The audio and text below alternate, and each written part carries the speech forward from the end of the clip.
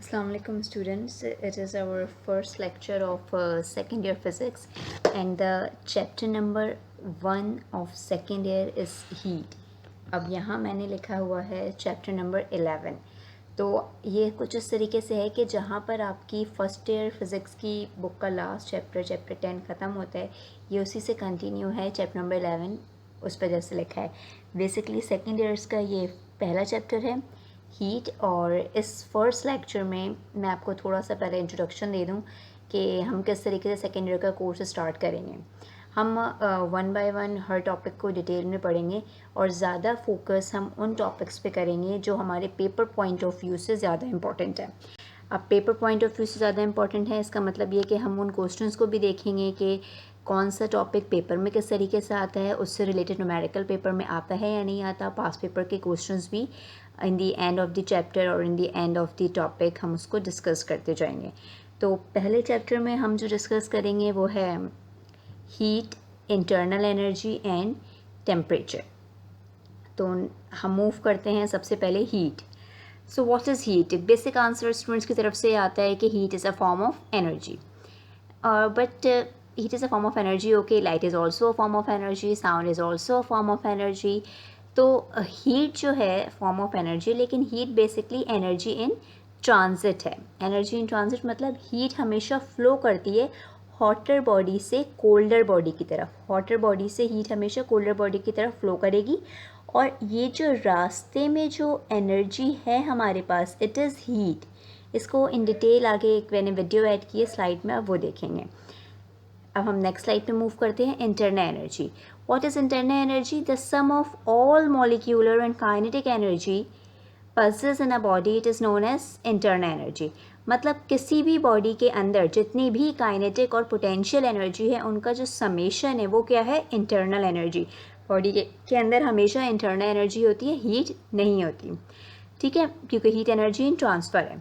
अब बॉडी के अंदर काइनेटिक एनर्जी क्यों होती है? कोई भी बॉडी है, every body construct by atoms, atom से मिलके बनी है। And according to kinetic molecular theory we know that atoms are always in motion and they are in vibrating, they are vibrating.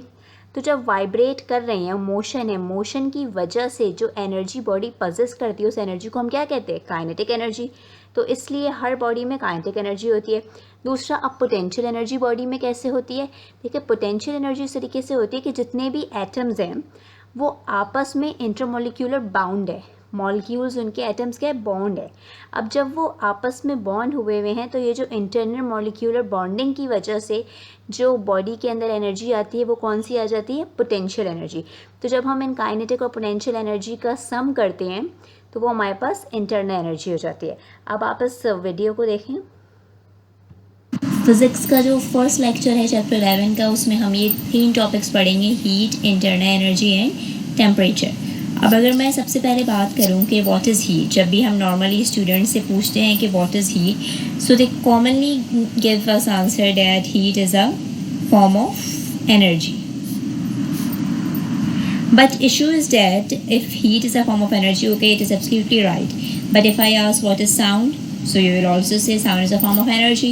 If I ask what is light, so you will also say light is a form of energy. But as we know that heat, light and sound, these three things are different from each other. So basically what is heat?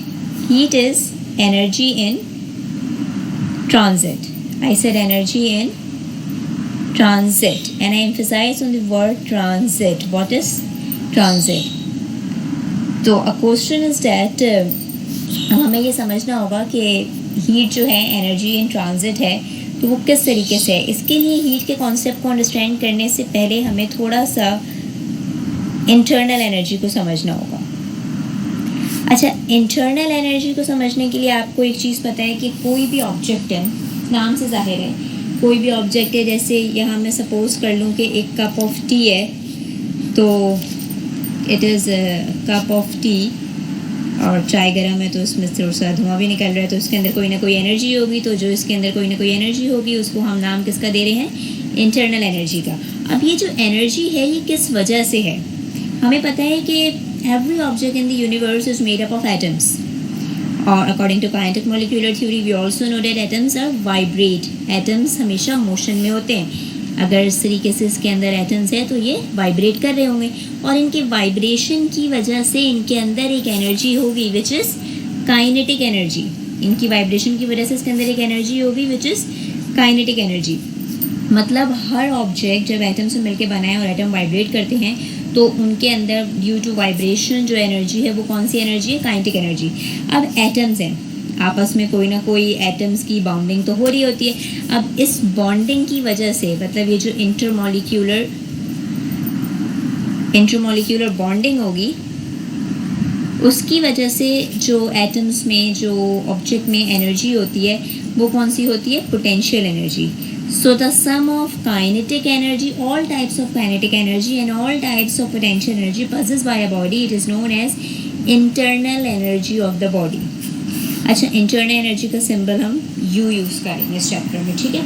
तो it is the internal energy. internal energy के बारे में आपको पता लग गया कि object के अंदर जितनी भी टाइप की काइनेटिक एनर्जी और पोटेंशियल एनर्जी है इनका समेशन क्या होता है? इंटरनल एनर्जी होता है। तो हम ये कह सकते हैं कि किसी भी ऑब्जेक्ट के अंदर एनी ऑब्जेक्ट और any substance have internal energy not heat. Object के अंदर इंटरनल एनर्जी होती है, हीट नहीं होती। अब ये जो मैंने कप ऑफ टी की आप लोगों को एग्जांपल दी थी, इसको ज़रा दोबारा देखिएगा कि ये कप ऑफ टी है, टी इज़ वेरी हॉट, इसमें से जो धुआं बाहर निकल रहा है, यहाँ ऊपर मैंने अपना हाथ रख दिया। Let's suppose this line shows my hand and it is cup of T. अब चाय अगर हॉट है इट इज़ इसके अंदर क्या चीज़ है? उसकी इंटरनल एनर्जी मौजूद है। अब जब हम किसी भी गर्म चाय के कप के ऊपर थोड़ा सा ऊपर इस तरीके से अपना हाथ रखते हैं तो उसकी जो स्टीम है, इसका जो धुआं है हमारे हाथ के ऊपर आता जाता है। चाय की इंटरनल एनर्जी ट्रांसफ़र होकर कहाँ पर आ रही है? मेरे हाथ पर आ रही है। तो ये जो रास्ता ट्रैवल कर रही है एनर्जी यहाँ से कप ऑफ टी से लेके मेरे हाथ तक, इट इज़ हीट। रास्ते में जो एनर्जी आ रही है वो कौन सी एनर्जी होगी? हीट। तो मैं लिख सकती हूँ कि heat is the transfer of internal energy. Heat is the transfer of internal energy. Means cup of T के अंदर जब वो एनर्जी है तो it is internal energy of cup of T. जब वो रास्ते में ट्रेवल करके मेरे हाथ तक आ रही है it is heat. And once it comes on my hand so it's not a heat, it is internal energy of my hand. तो हम ये नहीं पूछेंगे कप ऑफ टी में कितनी हीट है, हम ये पूछे कप ऑफ टी में कितनी एनर्जी है, कितनी इंटरनल एनर्जी है। जब वो एनर्जी ट्रांसफ़र कर रही होती है from hotter body towards a colder body so it becomes heat. That's why heat is a form of energy. Okay students, तो यहाँ पे आप लोगों को हीट और इंटरनल एनर्जी थोड़ा और डिटेल में समझ आ गया होगा। अब हम टेम्परेचर को देख लेते हैं। What is temperature? Temperature is a measure of kinetic energy of the particles in a system. अब देखिए यहाँ मैं ये भी कह सकती थी कि it is a measure of degree of hotness and coldness of a body, लेकिन मैंने यहाँ लिखा है कि a measure of average kinetic energy of the particles, कि बॉडी के अंदर जो है कितनी जो बॉडी एटम से मिलके बनी है, कोई भी सब्सटेंस एटम से मिलके बना है, तो एटम जो वाइब्रेट करते हैं, वाइब्रेशंस जो उनकी हो रही हैं उसकी वजह से उसके अंदर काइनेटिक एनर्जी है। तो हम जब किसी ऑब्जेक्ट का टेम्परेचर मेजर करते हैं तो हम बेसिकली वाइब्रेशन ऑफ एटम्स को मेजर कर रहे होते हैं। तो वाइब्रेशन ऑफ एटम्स को हम मेजर करते हैं और जो वाइब्रेशन ऑफ एटम हमारी मेजर होती है वही क्या है? टेम्परेचर। जितनी वाइब्रेशन ऑफ एटम्स ज़्यादा होगी उतना ही हमारा टेम्परेचर जो है ज़्यादा हो जाएगा। तो temperature is basically a measure of average kinetic energy of the particles in a system. ठीक है, आपने पढ़ा होगा बेशक के degree of hotness and coldness of a body, लेकिन ये इस टाइप की डेफिनेशन है कि हमेशा आपको कंपैरिजन की ज़रूरत होगी कि 2 कप ऑफ टी हैं तो कौन सा वाला ज़्यादा हॉटर है। अगर एक ग्लास में ठंडा पानी एक ग्लास में नॉर्मल पानी है तो हमें उसको मेजर करना पड़ेगा, लेकिन टेम्परेचर के लिए सिंपल हम कंपैरिजन की हमें ज़रूरत नहीं। हमें सिर्फ क्या, हम जब थर्मामीटर को प्लेस करते हैं किसी ऑब्जेक्ट के अंदर तो वो क्या मेजर करता है? Average kinetic energy of the particle of a system. ठीक है, टेम्परेचर के 3 यूनिट